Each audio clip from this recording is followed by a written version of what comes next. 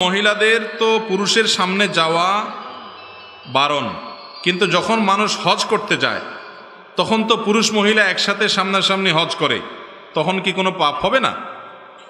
খুব গুরুত্বপূর্ণ প্রশ্ন। মহিলাদের পুরুষের সাথে পর্দার বিধান, আবার পুরুষদের জন্য চোখের পর্দা, দৃষ্টির পর্দা করার নির্দেশ আল্লাহ তাআলা দিয়েছেন। হজ এবং ওমরায় নারী এবং পুরুষ সবাই একই সঙ্গে যাওয়া আসা করতে হয়, আলাদা করে রাস্তা, আলাদা করে সবকিছু পৃথক করার সুযোগ নাই। সবাই মিনায় যেতে হয় দলে দলে, মুজদালিফা যেতে হয় দলে দলে, সেখানে পুরুষদের আলাদা মহিলাদের আলাদা করা সম্ভব হয় না।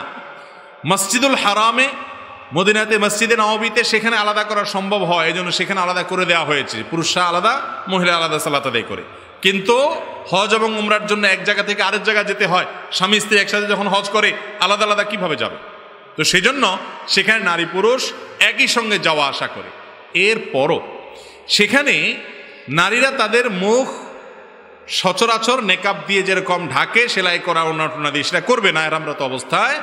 কিন্তু যেহেতু প্রচুর পরিমাণে মানুষ এখন উমরা এবং হজে অংশগ্রহণ করে, অতএব ওড়না টেনে দিবে যাতে করে পরপুরুষ তার সৌন্দর্য দেখতে না পারে। এক কথায় তিনি পর্দার বিধান মেনেই কি করতে হবে?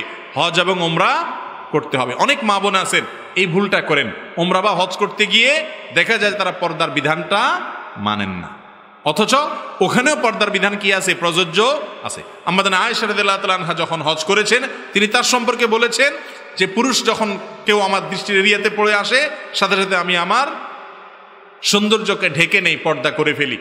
তার মানে হলো যে কোনো জায়গায় পুরুষ নাই, পরপুরুষ নাই, তাহলে সেখানে একজন নারী এহরামরত অবস্থাতে তিনি তার মুখমণ্ডল এগুলো খোলা রাখতে পারেন, কিন্তু যখন কোনো পরপুরুষ চলে আসবে তখন ঢেকে ফেলতে হবে। আর হজ উমরাতে বিশেষ করে যখন মিনাতে যায়, মুজদালিফা যায়, জামরাতে পাথর মারতে যায়, যাওয়া আসার পথে এই জায়গাগুলোতে আরাফাতে অবস্থানের সময়, ওই টাইমে এত লক্ষ লক্ষ মানুষ এখন তাকালেই চতুর্দিকে পরপুরুষ আর পরপুরুষ, সেজন্য সেই জায়গাতে তাদের সৌন্দর্য ঢাকবে এবং পর্দা করবে। তবে তার জন্য অনেক উলামা একরাম অনেকে বলেছেন যে ওড়না থাকবে, সেটাকে টেনে দিবে, মুখকে একদম বেঁধে ফেলবে না, কিন্তু পর্দা করার চেষ্টা হজ উমরাতেও থাকতে হবে। নারী পুরুষ একসাথে চলাফেরা করছে, যার যার মতো সে, নারী তার সৌন্দর্যকে ঢেকে ঢুকে চলছে, পুরুষ তার দৃষ্টিকে ঢেকে ঢুকে হেফাজত রেখে নিয়ন্ত্রণ করে চলছে।